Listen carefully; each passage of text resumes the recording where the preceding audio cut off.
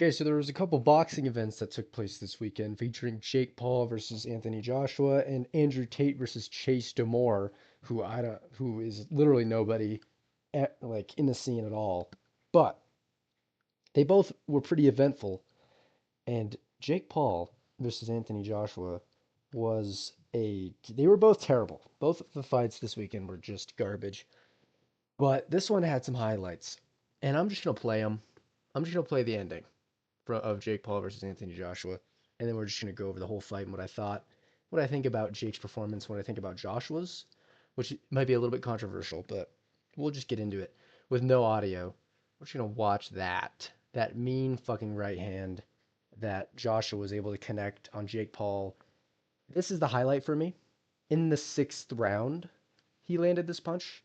It took him 6 rounds to knock out Jake fucking Paul when it took him 2 rounds to knock out Ngannou. I don't like this at all, especially because of how shit Jake Paul's performance was. I'm not here to completely big up Jake Paul in any way because I think he's a retard and the way he was fighting was abysmal. Diving into legs any second he had an opportunity, he would dive at the legs.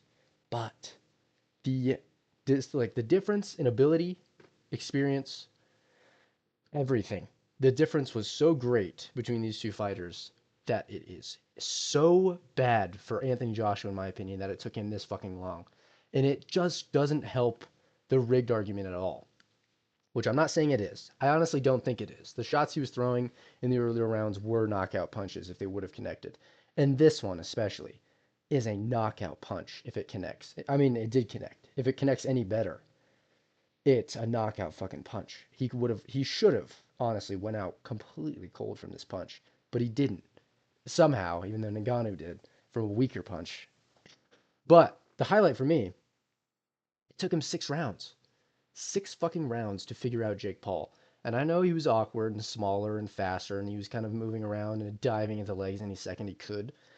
But Jake was also landing shots occasionally. He landed a mean overhand right. He was landing jabs. He was like landing crazy, weird, sloppy fucking shots on Anthony Joshua and wasn't getting power punched the way he should have in those first 5 rounds. Because if any of them connected at all in the first five, it should have did that. It should have did that to him. It should have killed him instantly. But it wasn't that. It was a lot of hugging. It was a lot of running from Jake Paul, obviously. But we knew that going in. That was his game plan. That's his only shot. It's fucking Anthony Joshua. It's the third, like fourth best heavyweight on earth right now. So to me, it's a really bad look for Joshua to take him that long. And he said it himself that he's disappointed with his performance, but everybody that thinks that this fight's rigged or that all the Jake Paul fights are rigged, that doesn't help. That it took him to the sixth and he was smiling in the sixth like, oh, I finally get a knockout Jake Paul. Like he wasn't trying in the first five or some shit. But the shots he was throwing in those first 5 rounds were hard as hell. And I don't think he was missing on purpose, I'm not going to lie. So I don't think it's rigged. I think it's just a little bit embarrassing for Anthony Joshua. But obviously, it's just as, if not 10 times more embarrassing. No, it's really not. It's really more embarrassing for Joshua, in my opinion. But it is obviously super embarrassing that Jake Paul's running around and flopping around. But also, are you not doing the exact same thing? A dude's twice the size of you, who's 10 times the boxer you are, coming at you with fucking heat. And what are you supposed to do after a certain point? You got 8 rounds in there with him. He's obviously better than you. He's 40 pounds bigger than you. I don't blame Jake Paul for his like tactics in this fight. They were stupid to watch, but it's Anthony Joshua. So to me, I don't know. I think he should have done it sooner if it was going to be something to be super proud of. But overall, it was a pretty lame fucking fight, and Joshua was able to finish the job. Didn't flatline him, but finished the job clear, and he broke his jaw completely. As you can see, his teeth are caved in, and apparently he's had to have teeth removed as well. So yeah, he got beat the fuck up. But that's like the only power shot Joshua landed, and it did that. I just think he should have landed one sooner. But what can you do? I guess Jake Paul is a little bit tricky. You got to give him a little bit of respect for going in there with Joshua. I know everybody hates him, but he has been going against like his first 12 or I think he has 13, 14 fights now. his first 14 pro boxing fights were 10 times scarier than any other professional debuter boxer ever. They're not getting former champions in their debut. They're getting people that are 0 and fucking 10. That's the normal boxing debut fighter is like you're 1 and 0, you're 2 and 0, you're going against a guy who's like 2 and 10 or some stupid shit. Jake has been going against like at least old, definitely old, but notable competition in comparison. Like Mike Perry's no joke in BKFC, obviously not in boxing, but still, he's no joke. Anderson just murdered Tyron Woodley. Obviously not that impressive, but Anderson Silva was arguable GOAT at striking in MMA. So it's just hard to discredit Paul, in my opinion, to the degree some people like to. But obviously he's a dumb retard. I'm not going to take anything away from that. But he's definitely an athlete. But yeah, that's Jake Paul versus Joshua. Joshua's probably going to fight Fury now. They're probably going to make that fight. And I think Jake should be done. Probably. Maybe fight Davis again, but I don't know. Stick to small guys, bud. You can't hang in the big leagues. But now we move on to this one, which I'm just going to let this play while I talk.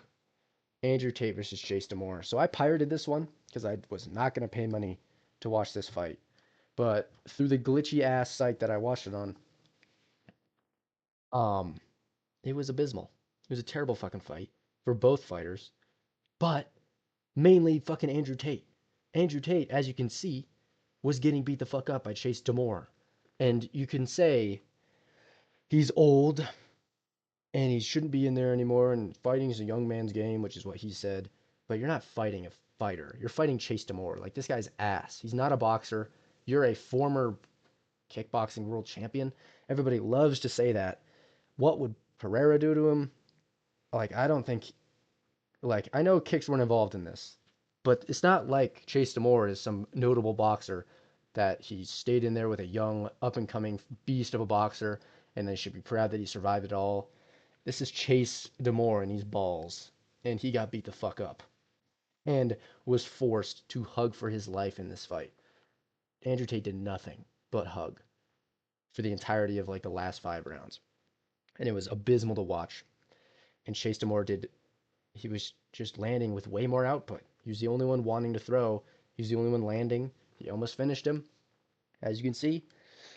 And it was just really embarrassing, I think, for the top G and the alpha male and all this rhetoric that he likes to push on everybody, even though he's like a cam girl scammer.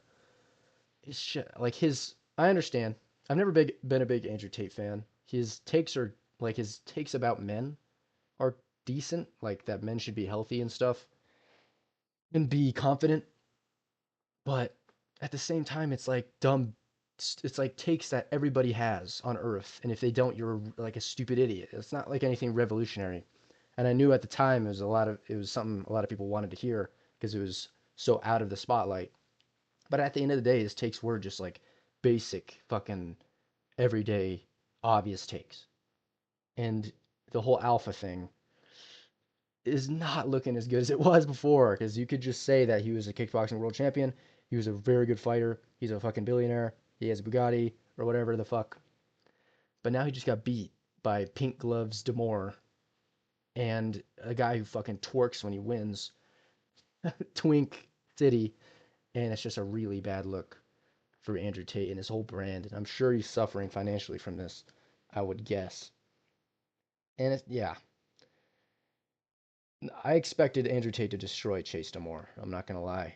After all the hype, after all the rhetoric again with his kickboxing career and everything, I expected Tate. The way Tate looked in sparring, he looked fucking slick. He looked like he had great head movement, was moving fast, and had like his head on a great swivel where he could see everything and was weaving everything. And in this, just like the pressure got to him hard, and he couldn't really do anything.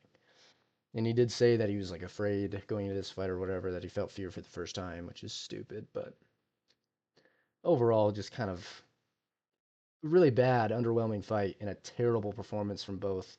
But Andrew Tate is god awful in comparison to the image we all had of him beforehand, which is that he was capable of fighting, which it turns out I don't know if he is.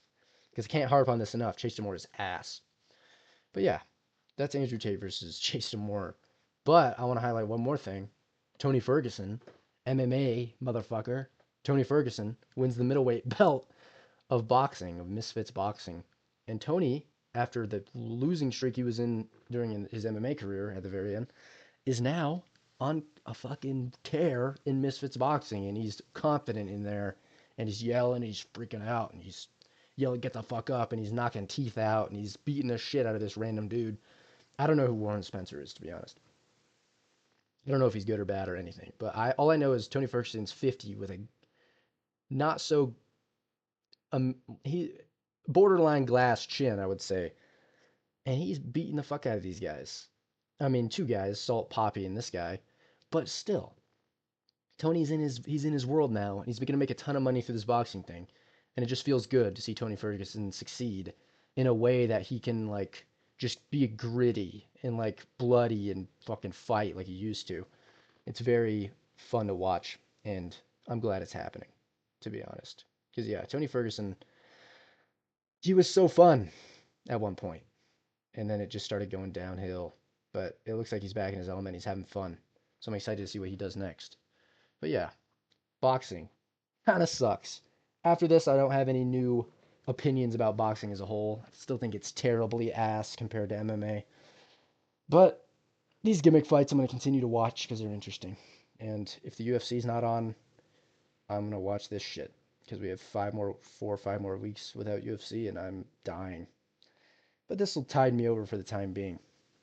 So yeah, those are my thoughts about the boxing this weekend. Let me know what you think about my takes, and I will see you soon.